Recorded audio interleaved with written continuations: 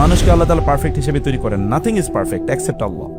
আল্লাহ ছাড়া কোনো কিছু পারফেক্ট না, ওদের পারফেকশনের পেছনে দৌড়ে লাভ নাই। আল্লাহ সুবহানাহু ওয়া তাআলা মানুষের অন্তরের দিকে তাকান। অন্তরের দিক থেকে মানুষকে রিচ হওয়া লাগে, অন্তরের দিক থেকে মানুষকে ধনী হওয়া লাগে। কারণ যে অন্তরের দিকে আল্লাহ তাআলা তাকাবেন, সে অন্তরটা আপনি কেমন প্রস্তুত করেছেন, ভেরি ইম্পর্টেন্ট। ওমর ইবনে আব্দুল আজিজ রাহিমাহুল্লাহ তিনি বলতেন, বলে তাআলাও, আসো আমরা একটু মৃত্যু নিয়ে আলোচনা করি, এবং তারপরে তাদের অন্তরগুলো নরম হতো। আচ্ছা, কিয়ামতের দিন আল্লাহর সামনে দাঁড়াবেন কিভাবে? যদি আল্লাহ প্রশ্ন করেন, আমি তোমাকে কিতাব দিয়েছি, তুমি কি পড়েছো, তুমি কি বুঝেছো, তুমি কি তার প্রতি অ্যাটেনশন দিয়েছো? ফাইদা কাদাইতুমুস সালাতা ফাযকুরুল্লাহা কিয়ামান ওয়া কুউদান ওয়া আলা জুনুবিকুম ফাইদা কুদিয়াতিস সালাতু ফান্তাশিরু ফিল আরদি ওয়াবতাগু মিন ফাদলিল্লাহ ওয়াযকুরুল্লাহা কাসীরা। ইবাদতের মূল লক্ষ্য কি? প্রত্যেক আলোচনার পরে, ইবাদতের পরে আল্লাহ তাআলা বলেছেন, তারপর তোমরা আমার জিকির করো। যেমন সূরাতুল জুমাতে শেষের দিকে আল্লাহ কি বলেছেন? ফাইদা কুদিয়াতিস সালাহ, when salat is finished, over, তারপর কি করো? ফান্তাশিরু ফিল আরদ, স্প্রেড ওভার দ্য আর্থ, জমিনে ছড়িয়ে পড়ো। ওয়াবতাগু মিন ফাদলিল্লাহ, তোমাদের রিজিক সন্ধান করো, কারণ মসজিদে তোমার পড়ে থাকার নির্দেশ আমি তোমাকে দিচ্ছি না। যখন এটা শেষ, তখন তোমরা জমিনে ছড়িয়ে পড়ো। জমিনের মালিক হতে হবে তোমাদেরকে। এই জমিনের মালিক হতে হবে কাদেরকে? মুসলমানদেরকে। নাহলে তো কাফের মুশরিকরা, ইহুদি খ্রিস্টানরা মালিক হয়ে এরপর আপনাদের দেশে বোম ফেলে এরপর আপনাদের দেশ ধ্বংস করে ফেলবে। তাহলে আপনাদেরকে জমিনের কর্তা হতে হবে, মালিক হতে হবে, কারণ আপনাদেরকে জমিনের মালিক হিসেবে আল্লাহ বানিয়েছেন। ইন্নী জাইলুন ফিল আরদি খলিফা, আমি এই জমিনে তোমাদেরকে খলিফা বানাইছি। খলিফা মানে কি? খলিফা মানে তো জমিনের মালিক। ওয়ালাকাদ কাতাবনা ফিজ জাবুরি মিন বাদি যিকরি আন্নাল আরদা ইয়ারিসুহা ইবাদিয়াস সালিহুন, আমি সকল আসমানি কিতাবে এটা লিখে দিয়েছি যে এই জমিনের মালিক হবে আমার নেককার বান্দারা, প্রিয় বান্দারা। এখন আমরা কথায় কথায় কেবল দুনিয়া ছেড়ে দাও, দুনিয়া ছেড়ে দাও, আমরা এ কথা যখন আপনাদেরকে বলি তখন আমাদের উদ্দেশ্য থাকে ভিন্ন। আমরা বলি যে দুনিয়াটাকে আপনাদের হার্টে নিয়ে যান না, আপনাদের হার্টের জিকির দুনিয়ারে বানাবেন না, আপনাদের হ্যান্ডে থাকুক দুনিয়া। দুনিয়া আপনারা পরিচালনা করবেন, কিন্তু হ্যান্ডে থাকবে, হার্টে থাকবে কে? আল্লাহ। হার্টে থাকবে আল্লাহ, দুনিয়া থাকবে হ্যান্ডে। যেমন ওমর রাদিয়াল্লাহু তাআলা আনহু, অর্ধ পৃথিবীর শাসক, রাতের বেলা আবার দাঁড়িয়ে বলতেন, হে আল্লাহ, তুমি কি ওমরকে ক্ষমা করেছো? তাইলে আমি আমার নিজকে কংগ্রেচুলেশন জানাতে পারি। আর যদি তুমি আমাকে ক্ষমা না করো, তাহলে আমার অবস্থা কি হবে? সারা দুনিয়া শাসন করেন। ওমরের ভয়ে বাঘ এবং ছাগল এক জায়গায় পানি খায়, কারণ বাঘ জানতো, নেকড়ে বাঘ জানতো, যদি আমি ছাগলের অন্যায় ভাবে তাকে কোনো কিছু করি, তাহলে ওমর আমারে ধরে ফেলবে রাদিয়াল্লাহু তাআলা আনহু। তখন রাসূল সাল্লাল্লাহু আলাইহি ওয়াসাল্লাম বলছেন, ওমর, আপনাকে শয়তান দেখলে আরেক রাস্তা দিয়ে পালায়, ও আপনার রাস্তা দিয়ে যায় না। বলি আসলে এরকমই? বলে হ্যাঁ, ও আপনার প্রচন্ড ভয় পায়। সে ওমর রাদিয়াল্লাহু রাতের বেলা, তিনি আবার আশারে মুবাশশারা, জান্নাতের সুসংবাদপ্রাপ্ত দ্বিতীয় সাহাবী, এরপর রাতের বেলা কাঁদে, আবার দুনিয়া শাসন করে। এইরকম মানুষ আমাদের হওয়া লাগবে, এরকম মানুষ আমাদের হওয়া লাগবে। দুনিয়াকে নিজেদের নিয়ন্ত্রণের অধীনে নিয়ে আসতে হবে। আমি যেটা বলছি, আল্লাহ সুবহানাহু ওয়া তাআলা তিনি বলছেন যে তোমরা জমিনে ছড়িয়ে পড়ো, কারণ দুনিয়া তোমাদের শাসন করা লাগবে, তোমাদেরকে পরিচালনা করা লাগবে। দুনিয়াকে মানুষের জন্য কল্যাণ করো তোমাদের করতে হবে। কেবল তোমরা কনজিউমার হবা না, কেবল তোমরা খাদক হবা না, কেবল তোমরা বাজারে গিয়ে জিনিস কেন বা এরকম মানুষ হবা না। মুসলমানদের দেশগুলো এখন ইহুদি খ্রিস্টানদের মার্কেট, ওদের পণ্যগুলো মুসলমানদের দেশে বিক্রি হয়, কিন্তু মুসলমানরা কোনো পণ্য বানায় না, এরা সব হলো এখন খাদক। অথচ মুসলমানরা বানানোর কথা ছিল, ওরা আমাদেরটা নিয়ে বেনিফিট হওয়ার কথা ছিল। কারণ রাসূলুল্লাহ বলেছেন, আল মুমিনু খায়রুন কুল্লু, ইমানদার তো সবচেয়ে বেশি কল্যাণকর। ইমানদারের সবচেয়ে বেশি কল্যাণ করবেন, তার কাজ হচ্ছে কল্যাণ করা, মানুষের জন্য কল্যাণ করবেন। খায়রুন নাসি আনফাউহুম, রাসূলুল্লাহ বলেছেন সবচেয়ে উত্তম মানুষ তিনি, যিনি মানুষের কল্যাণ করেন বেশি, তিনি সবচেয়ে উত্তম। অথবা আমাদেরকে এরকম উত্তম মানুষ হওয়ার কথা ছিল। প্রিয় ভাইরা, মসজিদ থেকে বের হয়ে যেতে হবে, লক্ষ্য একটাই, দুনিয়া নিয়ন্ত্রণ করা, কিন্তু অন্যায় হবে না। কিভাবে? ন্যায়ভাবে দুনিয়া নিয়ন্ত্রণ করা। তারপরে আল্লাহ তাআলা বললেন, ওয়াজকুরুল্লাহ কাসীরা, শুধু ওয়াজকুরুল্লাহ না, ওয়াজকুরুল্লাহ কাসীরা, আল্লাহকে বেশি বেশি স্মরণ করো। তার মানে আপনি যখন দুনিয়াও পরিচালনা করছেন, তখন আপনার অন্তরে কে আছে? আল্লাহ সুবহানাহু ওয়া তাআলা আছেন। আপনার লক্ষ্য মহান আল্লাহ সুবহানাহু ওয়া তাআলা এর সন্তুষ্টি অর্জন করা। ফাজকুরুল্লাহ কাসীরা ফাজকুরুল্লাহ কাযিকরিকুম আবাকুম ওয়াস্তাগফিরুল্লাহ, তোমরা আল্লাহর কাছে তওবা করো, ইস্তিগফার করো, তোমরা আল্লাহ জিকির করো। নবীজি সাল্লাল্লাহু আলাইহি ওয়াসাল্লাম একই কথা বলেছেন, ইন্নামা জুইলাত তাওয়াফু ওয়াস-সা'য়ু বাইনাস সাফা ওয়াল মারওয়া ওয়া রামিউল জিমার ওয়াল মাবিতু বিমিনা লিইকামাতি যিকরিল্লাহ। রাসূলুল্লাহ বলেছেন, তোমরা যে বাইতুল্লাহ তাওয়াফ করো, তোমরা যে সাই করো সাফা মারওয়ায়, তোমরা যে মিনায় রাত্রি যাপন করো, এবং তোমরা যে জামারাতে গিয়ে পাথর মারো, প্রত্যেকটা কাজের লক্ষ্য উদ্দেশ্য হলো কি? আল্লাহর জিকিরটা অন্তরে প্রতিষ্ঠিত করে দেয়া। জিকির মানে কি জানেন আপনারা? হাতুড়ি ব্যবহার করি, অথবা যখন এই যে দা বা বডি ইত্যাদি ব্যবহার করি, বা তলোয়ার, এটা যে হ্যান্ডেলটা আছে না, হ্যান্ডেলটা কি তুলনামূলক একটু শক্ত থাকে নাকি দুর্বল থাকে বলেন তো? এটাকে আরবিতে বলে যাকারুন। এটা আরবিতে কি বলে? যাকারুন। আপনি যখন জিকির করেন তখন ভেতর থেকে এরকম শক্তিশালী হয়ে ওঠেন, এরকম শক্তিশালী হয়ে ওঠেন। জিকির মানে কি বলেন তো? কার স্মরণ? আল্লাহ স্মরণ। যে ব্যক্তি আল্লাহকে স্মরণ করে, আল্লাহ কি বলেছেন? ফাজকুরুনি আযকুরুকুম, তোমরা আমাকে স্মরণ করো, আমি তোমাদের কথা স্মরণ করব। আনা ইনদা, তিনি হাদিসে কুদসিতে বলেছেন, আনা ইনদা যন্নি আবদি ওয়া আনা মাআহু ইযা যাকারানি। আমার বান্দা আমারে যেমন মনে করে আমি তেমনই, ও যখন আমার কথা স্মরণ করে তখন আমি সেখানে সাথে সাথে উপস্থিত হয়ে যাই। আল্লাহর জিকির ছাড়া কোনো মানুষ কোনোদিন শক্তিশালী হতে পারে না, অসম্ভব, ইম্পসিবল। ওয়ালা তাকুনু কাল্লাযীনা নাসুল্লাহা ফাআনসাহুম আনফুসাহুম উলাইকা হুমুল ফাসিকুন। আল্লাহ তাআলা বলেছেন, তোমরা তাদের মতো হয়ে যেও না যারা আমাকে ভুলে যায়। যদি ওরা আমাকে ভুলে যায় তাইলে আমি ওদের নিজেদেরকে ভুলিয়ে দেব। ওরা নিজেদেরকে তখন আর মনে রাখতে পারবে না। Most of the people are of this kind and category. অধিকাংশ লোকই তাদের নিজেদেরকে চেনে না, বুঝে না। আমি যে কথা বলি আপনাদেরকে বলতে চাই, তাহলে প্রিয় ভাইয়েরা বোনেরা, আমাদের অনেক বড় প্রজেক্ট আছে, কিন্তু আপনার সবচেয়ে বড় প্রজেক্ট হলো আপনার নিজের জীবন। আপনার সবচেয়ে বড় প্রজেক্ট আপনার নিজের জীবন। আপনার নিজের জীবনটা আপনি কিভাবে সাজাচ্ছেন বলেন? আনফুসাকুম ওয়া আহলিকুম নারা, জাহান্নাম থেকে বাঁচার জন্য আমার কোনো প্রজেক্ট আছে? আমার নিজকে আমি কোথায় দেখতে চাই আফটার 1 year and 2 years, অথবা কোথায় এখন আমি অবস্থান করছি? এটা হলো লাইফ প্রজেক্ট, ব্যক্তিগত জীবনের প্রজেক্ট। এই জীবনের প্রজেক্টটা আমাদেরকে যদি আমরা নিতে পারি, তখন আমরা আল্লাহ সুবহানাহু সাথে আমাদের রিলেশনটা আমরা স্ট্রং করব। এই সব কিছুর মালিককে বলেন তো? এই কুল কায়নাতের মালিককে। তার সাথে যদি আপনার রিলেশন থাকে তাহলে কেমন হইতে পারে বলেন? জিবরিল এসে বললেন, ইয়া রাসূলুল্লাহ, আল্লাহ পাঠাইছে আমাকে এই আপনার কাছ থেকে অনুমতি নেওয়ার জন্য, এই উহুদ পাহাড়টাকে আমি সোনা বানিয়ে দিতে চাই। যখন তায়েফবাসী তাকে অত্যাচার করলো, তখন পাহাড়ের ফেরেশতা জিবরিলের সাথে এসেছেন আলাইহিস সালাম, এবং বললেন যে, জিবরিল বলেন উনি এসেছেন, তার মেসেজ আছে কি? বলে আল্লাহ পাঠিয়েছেন আমাকে এই উদ্দেশ্যে, আপনি যেন অনুমতি দেন। যদি আপনি অনুমতি দেন তাহলে এই যে দুটো পাহাড় আছেন, এই বিশাল পাহাড়, এই বিশাল পাহাড় তায়েফবাসীর উপর আমি ছুঁড়ে মারব। দেখছেন পরিস্থিতি কি? কারণটা কি? কারণটা কি বলেন? আল্লাহর সাথে ডাইরেক্ট কানেকশন, রিলেশন। আল্লাহর সাথে রিলেশন তৈরি করার জন্য কোনো ইন্টারমিডিয়ারি লাগে? কোনো মাধ্যম লাগে? কোনো মাধ্যম লাগে না তো। বদরের যুদ্ধ 313 জন, বদরের যুদ্ধ 313 জন, ওইদিকে বিশাল বাহিনী 313 জনের মধ্যে তাদের সাথে কেবল 2টা তলোয়ার আছে, আর কিছু নাই। তীর খুবই কম, এবং বর্ষা তো নাই বলতে গেলেই চলে।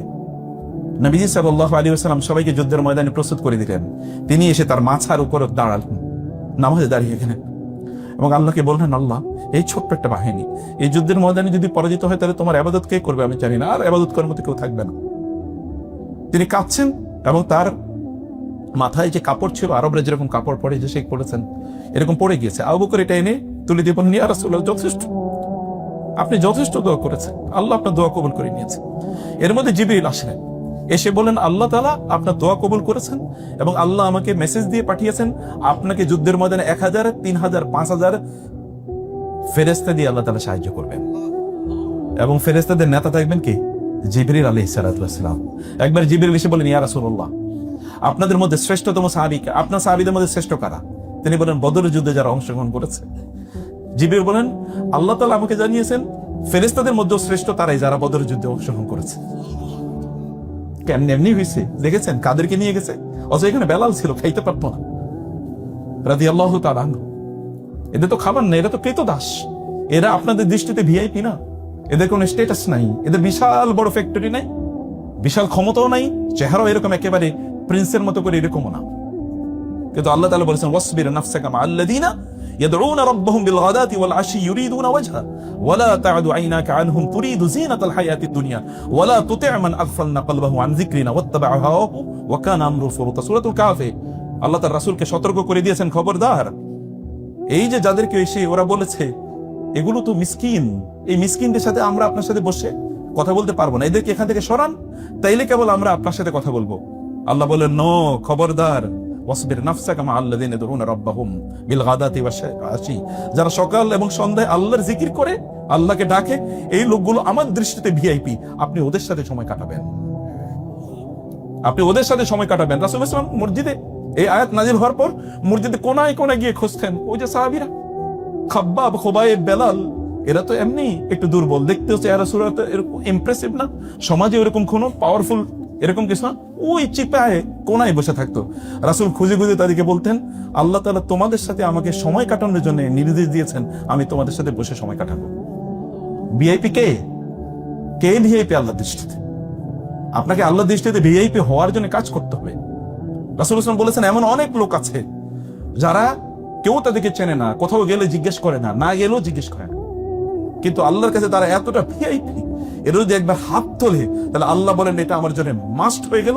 ওর হাত তুলে ও আমার কাছে যা প্রার্থনা করেছে, যা বলেছে, ওর মুখ থেকে যা উচ্চারণ হয়েছে তা বাস্তবায়িত হবেই হবে।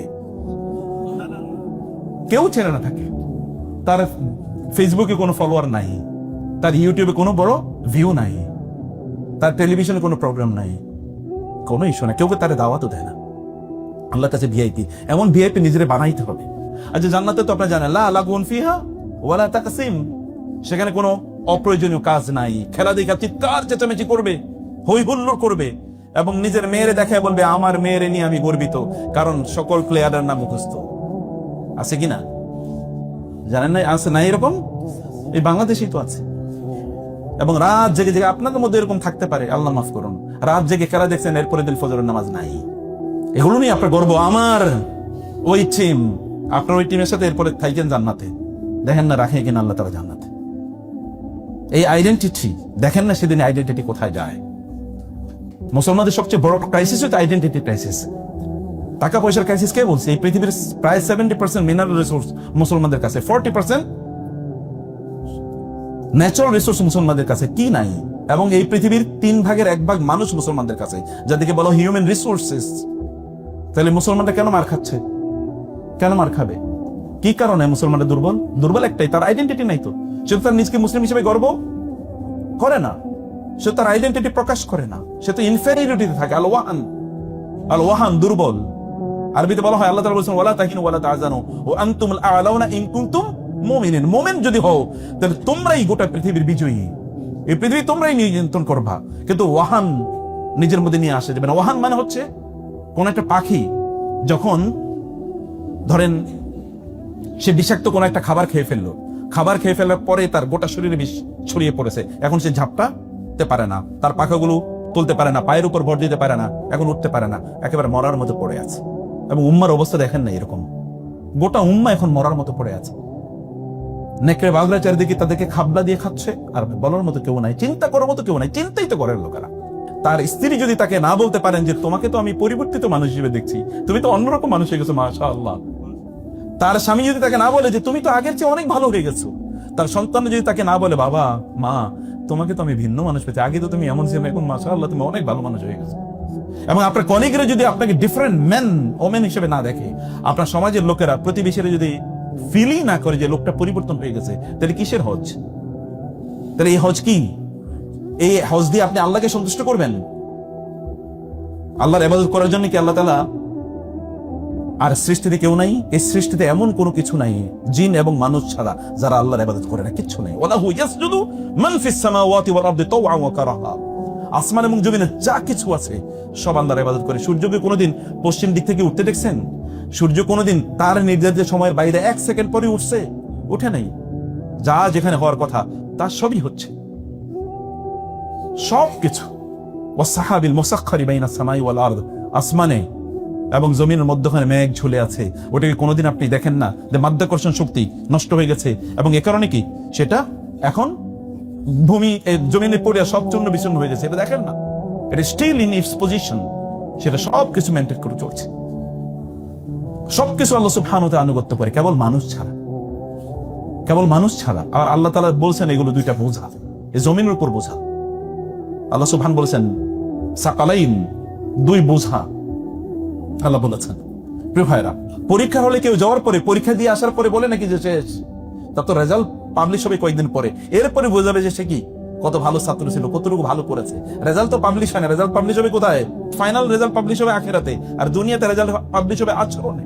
যে লোকের শরীরে তার অস্তিত্বে কোনো গুনাহ নাই, সে ব্যক্তির আচরণটা কেমন হওয়ার কথা? কেমন হওয়ার কথা বলেন? তার কথাগুলো কেমন হবে? তার দৃষ্টিটা কেমন হওয়ার কথা? সে যে ব্যবসা করে তার ব্যবসা কেমন হওয়ার কথা? সে যে চাকরি করে তার চাকরিটা কেমন হওয়ার কথা? সবকিছুর মধ্যে কোয়ালিটেটিভ চেঞ্জ আসার কথা না? আপনারা বলেন যে এই পরিবর্তন আছে কিনা? এই বাইতুল্লাহ যারা নির্মাণ করেছে, বাপ এবং ছেলে, বাপ বেটা মিলে বাইতুল্লাহ নির্মাণ করার পরে কি করছে তারা?